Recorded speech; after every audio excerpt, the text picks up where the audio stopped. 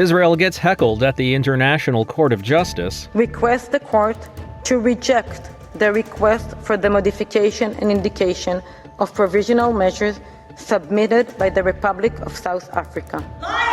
Plus, fighting intensifies in northeastern Ukraine. Mobile units of Russian troops are attempting to capture Ukrainian villages some 30 kilometers north of the city of Kharkiv. And later, Republicans in Congress are trying to force Biden to supply Israel with arms. A look at the Putin-Xi summit in China and possible ethnic cleansing in Darfur.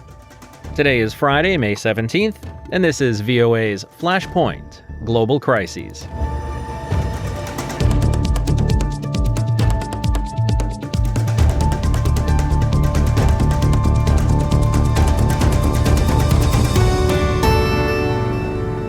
Good evening, I'm Steve Karish in Washington. A heckler interrupted proceedings at the World Court on Friday as an Israeli official asked judges to throw out a request by South Africa to order it to halt operations in Rafah. Israeli legal advisor Tamar Kaplan-Turgman was speaking when a woman in the audience interrupted. The State of Israel requests the court to reject the request for the modification and indication of provisional measures submitted by the Republic of South Africa. Liars! Liars! The heckler was removed by security guards after the rare protest in the Great Hall of Justice courtroom. Israel is defending the military necessity of its Gaza offensive in a case launched by South Africa, which is accusing Israel of violating the Genocide Convention. Meanwhile, in Gaza, the first shipments of humanitarian aid have reached shore using a pier built by the U.S. military. The floating pier was pre-assembled at the Israeli port of Ashdod and moved into place on the beach in Gaza, which lacks port infrastructure of its own. No U.S. troops went ashore. And speaking of aid, the Republican-majority U.S. House of Representatives passed a bill on Thursday that would force President Biden to send arms to Israel to aid in its fight against Hamas. The Biden administration suspended a one-time arms shipment to Israel last week, renewing the debate over U.S. support for Israel 7 months into the war. VOA's congressional correspondent Catherine Gibson has more from Capitol Hill. Israeli shelling in northern Gaza intensifying this week as the debate over U.S. aid to Israel ramps up on Capitol Hill. The U.S. House of Representatives passing a bill that would force the Biden administration to send military aid to Israel after a one-time suspension of shipments last week. The White House paused the bomb shipment over concerns that they would kill civilians if Israel used them in a full-scale invasion of Rafah, where many Palestinians fled to seek refuge. Speaker of the House Mike Johnson saying the Biden administration is going back on its support for Israel. His actions are doing exactly the opposite. This is a catastrophic decision with global implications. It is obviously being done as a political calculation.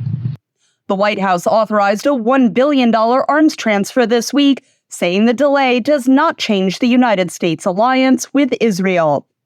White House Press Secretary Karine Jean-Pierre. The president believed, obviously, the commitment, and we do as well, to Israel's security is ironclad, and we want to make sure that they have what they need, Israel has what they need to defend themselves against their enemies, including Hamas. Hamas attacked Israel on October 7th last year, killing 1,200 people, many of them civilians.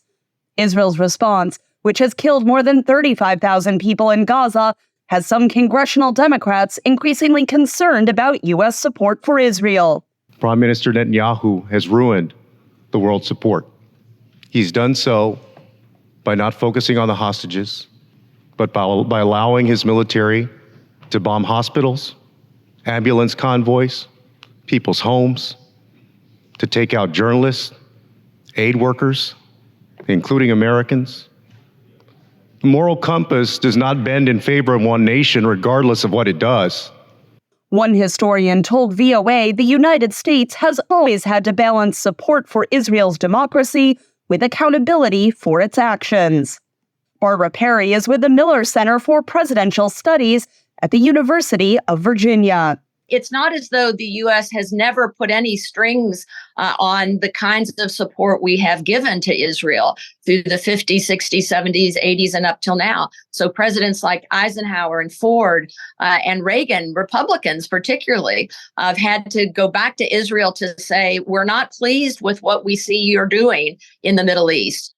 With Israel renewing the fight in northern Gaza, the House bill has little chance of passage in the Democratic majority U.S. Senate, where some senators are calling for restraint. Democratic Senator Chris Murphy. The United States should not take part in an assault on Rafah that is going to result in thousands of innocent civilians being killed and worsen the humanitarian nightmare that exists inside Gaza. That is a moral and strategic disaster for both the United States and Israel. Catherine Gibson, VOA News. Off to Europe now, where Russian forces are expanding their attacks on Ukrainian border settlements close to the northeastern city of Kharkiv. It's opening up a new front in the war as Kyiv struggles to hold off the latest Russian offensive. With U.S. and European weapons finally due to arrive on the front lines in the coming weeks, how long can Ukraine hold back Moscow's invading troops? Henry Ridgewell has more. Mobile units of Russian troops are attempting to capture Ukrainian villages some 30 kilometers north of the city of Kharkiv. Kyiv's forces released this footage filmed in recent days near the border town of Vovchansk. Ukraine has fired missiles from the border region into Russia. Moscow alleged that this strike Sunday on an apartment building in Belgorod killed 7 people. Patrick Berry is a defence analyst at Britain's Bath University. There's multiple reasons, I think, why Russia would try something here. So obviously to create a buffer zone, but also to test the defences and see what's going on. But the way they're set up and the amount of troops that they have, maybe 30 to 40,000, not that much armour, attacking in small groups of infantry, it doesn't really suggest that they're trying to sort of encircle Kharkiv or anything like that. Ukrainian President Volodymyr Zelensky arrived in Kharkiv Thursday, having cancelled all foreign travel. Kyiv said its defensive moves had slowed the speed of Moscow's advance. Again, Patrick Berry. They're outgunned at about at least 5 or 6 to 1 at the moment by Russian shells. Ukrainian forces are still waiting for the bulk of the weapons deliveries under the United States' $60 billion aid package that was finally passed last month after a 6-month delay. Ukrainian lawmaker Serhiy Rachmanin, a member of the Parliamentary Committee on National Security, said the United States aid is crucial, so the unfortunate pause in the delivery of arms had a significant impact on the situation at the front, and this is what we are seeing now. Ukraine says Russian jets and missiles are able to attack their positions before infantry move in. Kyiv has repeatedly asked for more air defense systems. Last month, Ukraine passed a mobilization bill to address a shortage of personnel. The next 3 months will be crucial for Ukraine, and the Russians currently have a window of opportunity, said lawmaker Serhiy Rachmanin. The power of Ukrainian armed forces has decreased, and Russians feel it, he added. They have amassed quite a sufficient amount of resources, weapons, ammunition, manpower, and now they are trying to use up a maximum of their reserves. They are trying to spread our forces thin across the entire front line. Can Ukraine and its Western allies turn the tide of the war? Again, analyst Patrick Berry. The chances of them taking back significant territory now in the medium term seem to be slipping away. Unless there's some sort of step change in Western support, a large force generation package and a long-term strategy for what success looks like, none of which at the moment are forthcoming. I think Ukraine stays on the defensive and holds what it has. Analysts say Russia has been able to rebuild its military strength over the past 6 months with the help of China, Iran and North Korea. And that makes any future Ukrainian offensive more difficult. Henry Ridgewell, VOA News. Ukraine's President Volodymyr Zelensky reported a difficult but stable situation in the Kharkiv region And the commander-in-chief of the armed forces of Ukraine has himself been spending time on the front lines. VOA correspondent Anna Chernikova has the details from Kyiv.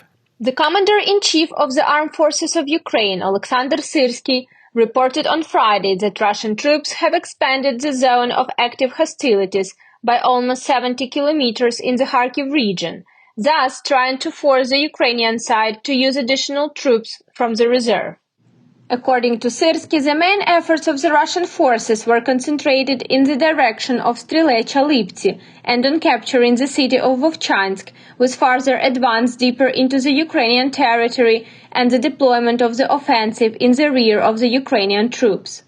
Syrsky noted that the Russians launched the offensive much earlier than expected, but so far they have not managed to break through the Ukrainian defense lines. President Volodymyr Zelensky, in his evening address, said that Ukrainian defenses near Vovchansk have gained more confidence in the past 24 hours. However, Russian forces continue heavy shelling of the area. Zelensky also reported that the head of the Vovchansk administration was wounded due to the shelling. He also mentioned that Ukraine, together with the allies, must prevent Russia from expanding the war and force it into a real peace by all means. Meanwhile, Russian authorities reported a massive drone attack across Russia and occupied Crimea. According to their reports, in the early hours of May 17th, drones attacked the Russian oil refinery in the town of Tuapse in Russia's Krasnodar Krai. Also, Russian social media channels report an attack on the city of Novorossiysk in southern Russia. The local port is experiencing an energy shutdown. There is also a reported hit on oil storage tank at the railway station. In Sevastopol, part of the city was left without electricity due to the fall of UAV debris. Classes were cancelled in schools and kindergartens. Ukrainian authorities did not comment on the incidents. VOA cannot verify this information independently at this time. Anna Chernikova, VOA News, Kyiv.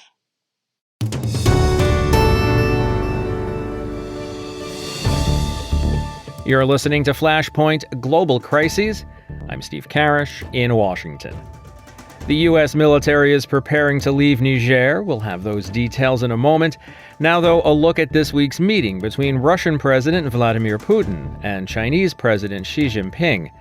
As Russia's economy is feeling the pressure of Western sanctions and the war in Ukraine, it's seen by many experts that Putin needs Xi more than Xi needs Putin. Here to provide some context is James Nixie. He's director of the Russia and Eurasia program at Chatham House. It's an international policy research institute in London. Putin obviously is in dire need of, and he more or less gets it from Xi. Xi is willing to give, how do I put this, half measures perhaps, maybe a little bit more than half measures. He certainly doesn't want to see a Russian loss, but Xi has options. Putin doesn't. Putin has divested himself of any possibility of Western markets now, and so he needs to go elsewhere. That means the global south, it means India, and it means China. And China is, of course, the more powerful and the more lucrative market of all of those options. So what is it that Putin can offer to Xi in exchange for some of this economic help, trade help, and military help? Well, Putin can offer Xi some technological help. But most of all, he offers hydrocarbons because China does need to have multiple sources of those. It's not, it wouldn't make the Russian mistake of putting all its eggs in one basket. But Russia is a considerable hydrocarbon supplier. And what do we know about the treaties that they did sign already? These are mostly superficial. They are almost Soviet-era friendship-style treaties, which promise each other lasting relationships, and they don't really add up too much. The reality is, in fact, the two sides do differ. In fact, they have outstanding border disputes, but these are areas which they would prefer not to go into because it opens up a can of worms, and they do genuinely disagree. So the treaties are designed to make it look as though there are no problems, but in fact they are, and they're bubbling under the surface. But again, they're not as important as the need to have some form of of allyship, which is, partly based upon the idea that authoritarians of the world unite and that they are fearful of perceived US hegemony and that they are stronger together in that respect. You sort of touched on my next question there. One thing that Russia and China each have in common is their opposition to U.S. and Western European power in the world. How are they able to counter the U.S. and Western Europe? What are they doing for that? In multiple ways. In multilateral organizations, for example, they can hide behind each other with abstentions and objections, such as at the UN, where all three sit on the permanent members of the Security Council, of course. But I think that it's more a question of combined economic weight and mutual support, which defies what the US wishes. But however, having said that, then China is very scared of succumbing, if you like, to US threats of secondary sanctions. So obviously, the US does not want China to provide Russia with dual-use technology, which could be used in the war, and it is worried that it is genuinely fearful of the very real threat that the US will sanction Chinese banks if that happens. They're looking for workarounds right now, looking for non-bank transfers effectively. But again, the more that they can use their combined weight as far as is possible, then the more that will help. However, I do think that there are limits to the so-called limitless friendship between the two countries, which is something Putin is determined to play up, but the Chinese are determined to play down. And I think one thing that would change this calculation, change everything that we're saying, in fact, Steve, is that if Russia were to begin losing the war in Ukraine, then I think China would be happy to drop Russia like a ton of bricks. Nobody likes to be with a loser. That's just not what's happening right now. Now, we've been talking a lot about Russia's invasion of Ukraine and, of course, the Chinese support and help to Russia. China is involved in its own security issues in the South China Sea, in the Straits of Taiwan. What is Russia able to provide with respect to those issues? Well, at the moment, it can't provide any real substantial military hardware, partly because I think the Chinese respect it as being good enough, but also because Russia needs it for a prosecution of its own war in Ukraine. But I think the most important thing that Russia provides is, if you like, rhetorical support. Russia would be quiet were the Chinese decide to make a move on Taiwan. Of course, whether they do that or not is at least partially dependent upon Russian success in Ukraine.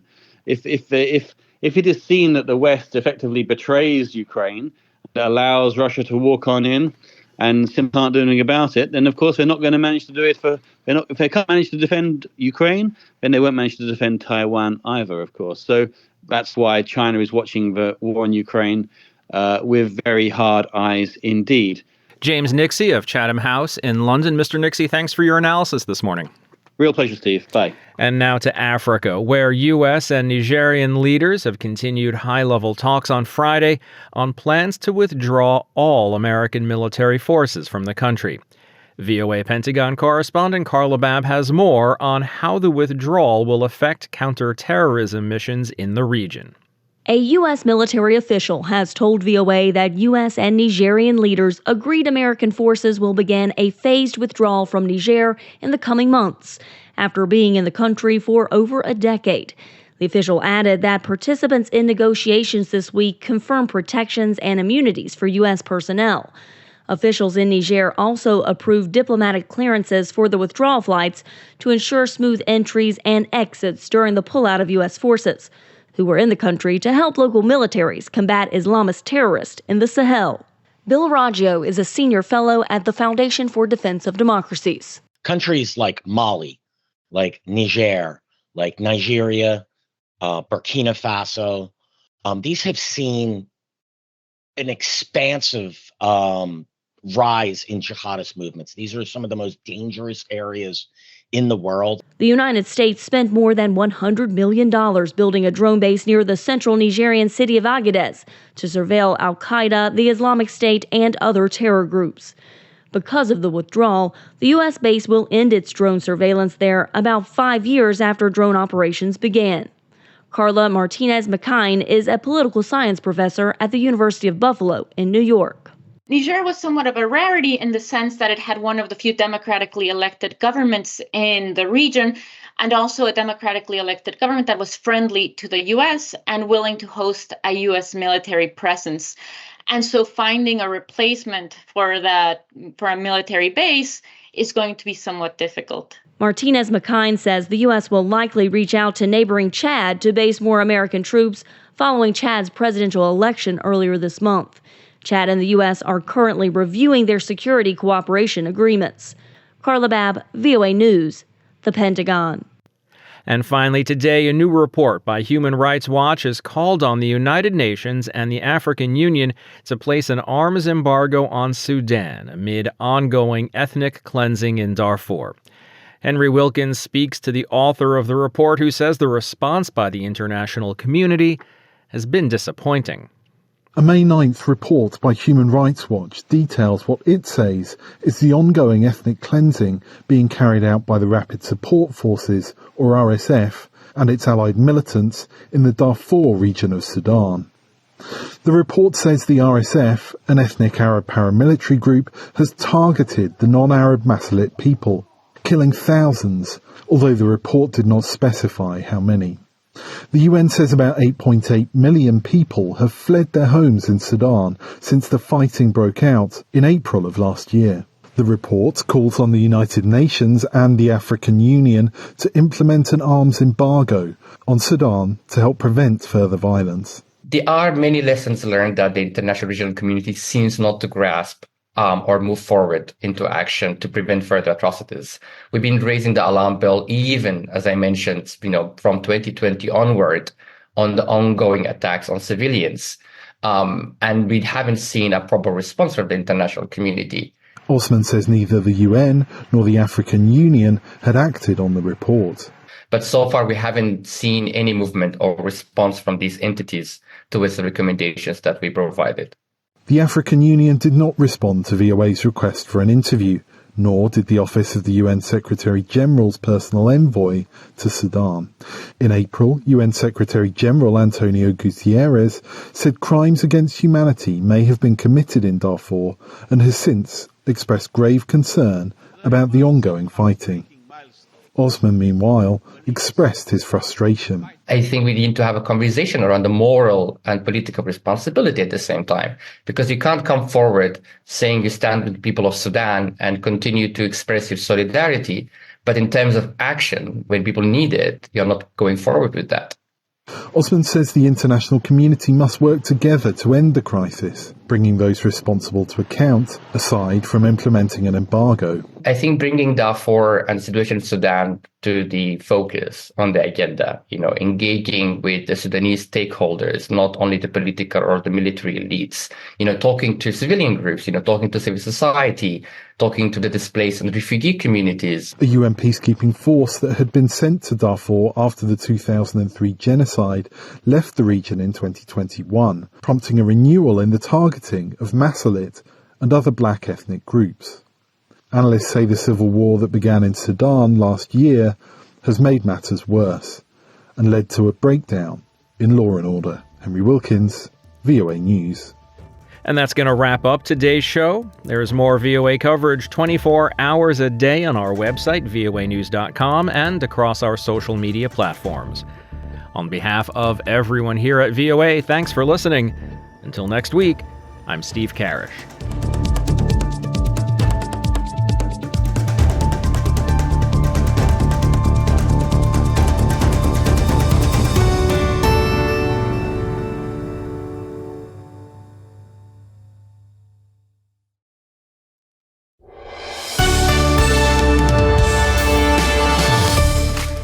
For deeper dives and expert analysis, listen to VOA Podcasts. Issues in the News explores the biggest stories every weekend, while International Edition keeps you informed every weekday. Plus, with the 5-minute newscast at the top of every hour, you're always up to date.